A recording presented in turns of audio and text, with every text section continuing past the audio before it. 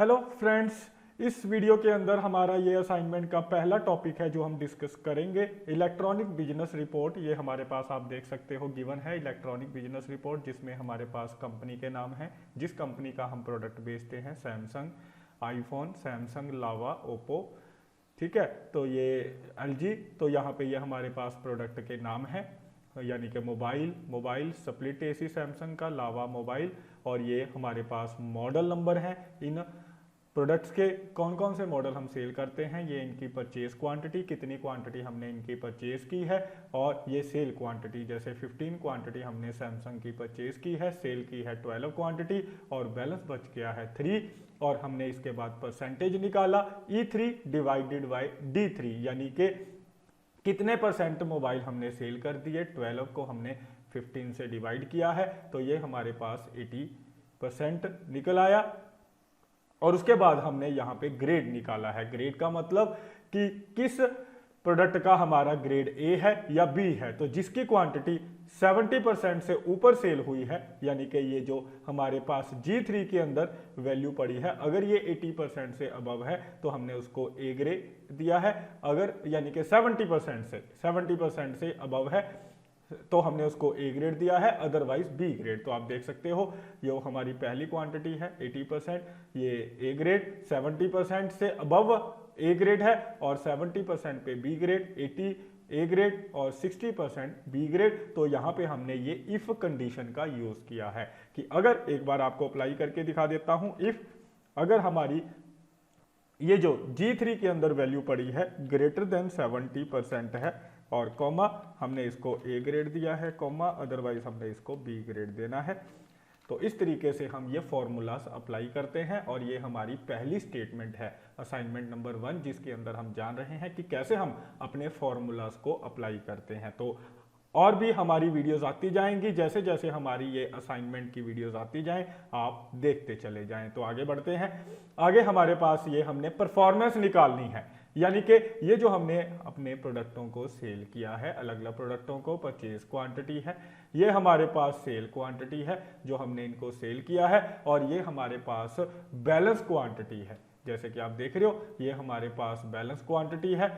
तो हम क्या चाहते हैं, अगर हम यहाँ पे सिलेक्ट करना चाहते हैं कि अगर मैं परचेज क्वांटिटी सिलेक्ट करूं तो ये मेरे को बताए कि मिनिमम परचेज कितनी हुई है, मैक्सिमम परचेज कितनी हुई है, और एवरेज परचेज कितनी हुई है, टोटल परचेज कितनी हुई है। तो हम यहाँ से सिलेक्ट करना चाहते हैं लिस्ट में से purchase quantity, sale quantity, balance, उसके बेस पे हम रिजल्ट निकालना चाहते हैं। अगर परचेज क्वांटिटी सिलेक्ट की तो ये परचेज क्वांटिटी का मिनिमम, मैक्सिमम, एवरेज, टोटल चाहिए। अगर सेल क्वांटिटी तो सेल क्वांटिटी का मिनिमम, मैक्सिमम, एवरेज, टोटल। तो ये निकालने के लिए पहले आप ये जान लीजिए हमने ये लिस्ट कैसे बनाई है। तो आपने डाटा के अंदर जाना है, यहाँ पे अपना कर्सर रखना है, डाटा वैलिडेशन के जरिए हमने इस लिस्ट को क्रिएट किया है। ये आपने अलो में लिस्ट ऑप्शन को सिलेक्ट करना है, और यहाँ पर सोर्स के अंदर जाकर आपने यहाँ पे ये पहले जो 3 हेडिंग हैं, परचेज क्वांटिटी, सेल क्वांटिटी, इनके एड्रेसेस को यहाँ पे डाल देना है। जैसे देखिए D2 से लेकर F2 तक ओके करना है, और इसके बाद ये आपकी लिस्ट बन जाएगी। अब हमने यहाँ पे मिनिमम क्वांटिटी निकालनी है, यहाँ पे आपने लिखना है इक्वल टू लिखकर मिनिमम ब्रैकेट स्टार्ट करनी है। और अब हम यहाँ पे इंडेक्स फंक्शन का यूज करेंगे। क्यों करेंगे? क्योंकि हमें नहीं पता कि वो सेल क्वांटिटी का जानना चाहता है डिटेल परफॉर्मेंस, या परचेज क्वांटिटी की, या बैलेंस क्वांटिटी की। तो हम यहाँ पे इंडेक्स का यूज करेंगे, और यहाँ पे हम सेलेक्ट कर लेंगे, यहाँ से लेकर यहाँ तक, नीचे यहाँ तक सिलेक्ट कर लेंगे। ठीक है, पूरा टेबल आपने सिलेक्ट कर लेना है। उसके बाद यहाँ पे रो नंबर डालना है कि कौन सी रो से आपने ये सर्च करना है। तो रो नंबर हमें पता है कि ये 3rd रो से आपने सर्च करना है, यानी कि E3 से लेकर यहाँ पे ये जो 17, यानी कि ये जो हमारे पास पूरे टेबल की ये 16th आप कह सकते हो, हमने जो ये टेबल यहाँ से कंपनी से सिलेक्ट किया है, तो यहाँ तक ये 16 रोज बनती हैं। स्टार्ट करना है हमने E3 से। अगर हम परचेज क्वांटिटी सिलेक्ट करेंगे तो D3 से स्टार्ट होगा, अगर हम बैलेंस क्वांटिटी सिलेक्ट करेंगे तो F3 से स्टार्ट होगा। लेकिन यहाँ पे हमें रो नंबर पता है, तो हम यहाँ पे रो नंबर डाल देते हैं। स्टार्टिंग है जो 3, और उसके बाद हम यहाँ पे कॉमा डालेंगे। आपने यहाँ पे मैच फंक्शन का यूज करना है। ब्रैकेट स्टार्ट करनी है और यहाँ पे लुकअप वैल्यू यानी कि आपने इसका एड्रेस देना है E20 कि हमने इसको ढूंढना है, ठीक है। कॉमा यहाँ पे मैच फंक्शन से हम ये ढूंढेंगे कि ये जो हमारा परचेज क्वांटिटी सेल क्वांटिटी है ये कौन से कॉलम पे पड़ा है। तो ये मैच कॉलम क्या करता है, ध्यान दीजिए, A2 से लेकर हमने एड्रेस दे दिया H2 का, यहाँ पे ऊपर आप देख सकते हो यहाँ पे लिखा हुआ है A2 से लेकर H2 का हमने एड्रेस दे दिया है कि हमने इसके अंदर जो नीचे हमने डाला है परचेज क्वांटिटी सेल क्वांटिटी, ये उसको सर्च करेगा और हमें कॉलम नंबर ढूंढ के देगा। कॉमा हम यहाँ पे डालेंगे 0, तो ये मैच फंक्शन के अंदर हम 0 इसलिए यूज कर रहे हैं क्योंकि ये हमारा जो डाटा है सॉर्टेड नहीं है। ये जो हमारा रो हमने सिलेक्ट किया है कंपनी प्रोडक्ट मॉडल नंबर, ये सॉर्टेड नहीं है, तो इसीलिए हमने 0 का यूज किया। अगर आप ये इंडेक्स और मैच फंक्शन के बारे में जानना चाहते हैं तो इसकी हमारी अलग से वीडियो है, तो आप वो सर्च करके उसको पहले समझिए, फिर इस फॉर्मूले को समझिए कैसे अप्लाई हुआ है। अब हमने ये इंडेक्स बंद कर देना है, ठीक है। इससे होगा क्या, ये इंडेक्स फंक्शन तक देखिए, इससे होगा क्या, ये हमें एड्रेस ढूंढ के देगा E3, यानी कि अगर हम सेल सेलेक्ट करेंगे E3, अगर हम सेलेक्ट करेंगे परचेज तो D3, अगर हम सेलेक्ट करेंगे F तो E3 हमें ये ढूंढ के देगा। इसके बाद हमने कॉलन डालना है और यहाँ पे हम डालेंगे इंडेक्स और इसके बाद हम पूरा टेबल एक बार फिर से सिलेक्ट करेंगे क्योंकि हमने लास्ट रो को भी पकड़ना है। कॉमा डालेंगे, लास्ट रो हमारी 16 है। आप कहोगे सर ये तो 17 है, तो क्योंकि हमने जो टेबल सेलेक्ट किया है ऊपर से पहली यानी कि पहली जो हमारी रो है उसके अंदर इलेक्ट्रॉनिक बिजनेस रिपोर्ट ये वर्ड लिखा हुआ है और हमने रिपोर्ट सेलेक्ट की है सेकंड रो से, तो ये 16 हम रो देंगे यहाँ पे कि हमारी आखिरी रो, और फिर हम यहाँ पे मैच लगाएंगे और लुकअप करना है हमने, कौन सी वैल्यू को लुकअप करना है, सेल क्वांटिटी को लुकअप करना है।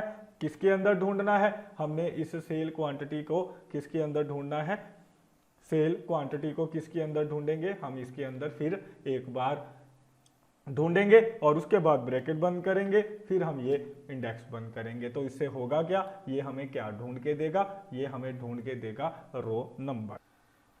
तो ये फंक्शन क्या करेगा, हमें लास्ट रिटर्न करेगा E16 और अगर हमने परचेज क्वांटिटी सिलेक्ट की तो D16, तो इस तरीके से हमें ये लास्ट एड्रेस मिलेगा और यहाँ पे हम ये मिनिमम ऑप्शन को बंद करेंगे, यानी कि इस फंक्शन को बंद करेंगे। तो आप देख सकते हो ये फंक्शन हमने कैसे लगाया है और इसके बाद आपने एंटर करना है। तो ये देखिए आपकी सेल क्वांटिटी की, इस सेल क्वांटिटी को देखोगे अगर आप तो इसने इसमें से मिनिमम क्वांटिटी आप देख सकते हो 0 है, तो वो हमें निकाल के दी है। और ऐसे ही अब हम यहाँ पे मैक्सिमम का सेम कॉन्सेप्ट लगाएंगे मैक्सिमम का। तो आपको एक और बेनिफिट बताता हूं कि ये मैक्सिमम के केस में भी हमने सेम लगाना है, ये इंडेक्स सारा कुछ सेम है, फर्क क्या है, मिनिमम की जगह मैक्सिमम लिखना है। तो आपने करना क्या है, यहाँ पे ये जो एड्रेस लिखा हुआ है इन सभी के आगे ये $साइन लगा देना है, ताकि जब हम इस एड्रेस यानी कि इसको कॉपी करें फॉर्मूले को, तो आप फॉर्मूले को कॉपी कर सकते हो, लेकिन जब आप कॉपी करके इसको पेस्ट करोगे ना